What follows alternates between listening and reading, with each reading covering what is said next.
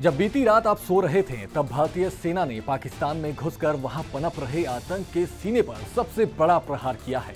प्रहार भी ऐसा किया कि आसमान से आग बरसने लगी और देखते ही देखते लश्कर, जैश और हिजबुल के आतंकी ठिकानों को भारतीय सेना ने नेस्तनाबूद कर दिया।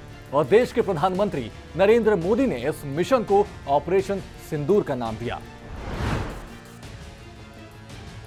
22 अप्रैल को जम्मू कश्मीर के पहलगाम में हुए आतंकी हमले का भारतीय सेना ने पाकिस्तान को मुंहतोड़ जवाब दिया। बिहार की धरती से प्रधानमंत्री नरेंद्र मोदी ने भी आतंक को मिटाने के लिए खुलकर ऐलान किया था कि आतंकियों की बची कुची जमीन को भी इस बार मिटा दिया जाएगा, और हुआ भी ऐसा ही। पिछले 15 दिनों से सब्र का बांध तोड़ते हुए मंगलवार देर रात करीब 1:30 बजे भारतीय वायुसेना ने पाकिस्तान और पाकिस्तान अधिकृत कश्मीर पीओके में मौजूद 9 आतंकी ठिकानों पर एयर स्ट्राइक कर दी है।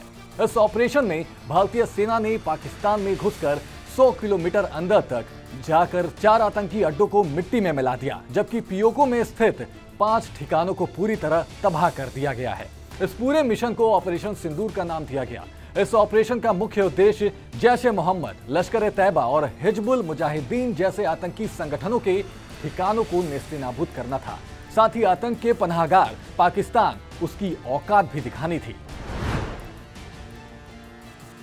पहलगाम हमले के बाद से भारत ने पाकिस्तान समर्थित आतंकवाद के खिलाफ कड़ी कार्रवाई की तैयारी शुरू कर दी थी। एक और भारत ने सिंधु जल संधि को निलंबित करने और पाकिस्तान के नागरिकों को देश से बाहर निकालने जैसे कूटनीतिक कदम उठाए, तो दूसरी ओर सैन्य कार्रवाई की योजना अंदर ही जारी रखी गई और इसे गोपनीय भी रखा गया। इस दौरान दिल्ली में लगातार कई बार उच्च स्तरीय बैठक होती रही। योजनाबद्ध तरीके से भारतीय खुफिया एजेंसी रॉ ने पाकिस्तान और पीओके में आतंकी ठिकानों की पहचान की और उनकी सही लोकेशन को कंफर्म किया।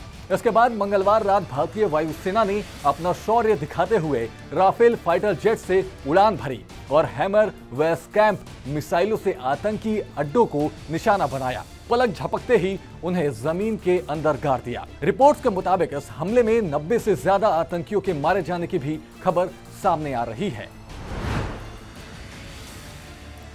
पहलगाम हमले के बाद इसकी जिम्मेदारी लश्कर-ए-तैयबा के सहयोगी संगठन टीआरएफ ने ली थी। इसके अलावा जैश और हिजबुल मुजाहिदीन जैसे आतंकी संगठन पहले भी भारत में कई हमलों में शामिल रहे हैं। भारत सरकार ने इसी को ध्यान में रखते हुए एयर स्ट्राइक के दौरान बहावलपुर में जैश का मुख्यालय, मुरीदके में लश्करी का कैंप, मेहमुना में हिजबुल का training centre, Kotli, Sir John, Gulpur, Bilal और सवाई में मौजूद आतंकी अड्डों को बर्बाद कर दिया। इस ऑपरेशन में लश्कर के 7 और जैश के 2 बड़े ठिकानों को मिट्टी में मिला दिया गया।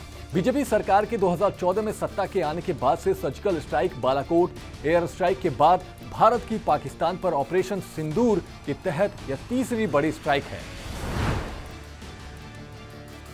आपको बताते चले कि भारत ने पहले भी 1965, 1971 और 1999 में पाकिस्तान से युद्ध लड़ा और हर बार जीत दर्ज की है। इसके बाद भारत ने 2016 में उरी हमले के जवाब में सर्जिकल स्ट्राइक और 2019 में पुलवामा हमले के बाद एयर स्ट्राइक की थी। लेकिन यह पहली बार है जब भारतीय सेना ने पाकिस्तान के अंदर 100 किलोमीटर तक घुसकर आतंकियों को निशाना बनाया है। इस बार की कार्रवाई कहीं ज्यादा गहरी और व्यापक है।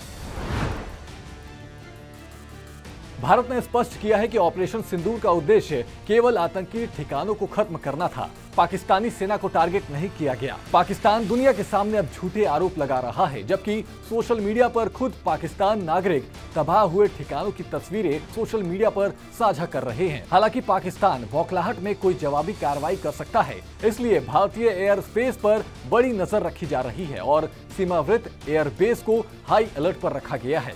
इस दौरान भारतीय सुरक्षा बल एवं पूरा देश हर मोर्चे पर पाकिस्तान को सबक सिखाने के लिए तैयार है। फिलहाल आपका इस पूरी खबर पर क्या कुछ कहना है, हमें कमेंट कर जरूर बताएं और देखते रहें सूर्य समाचार।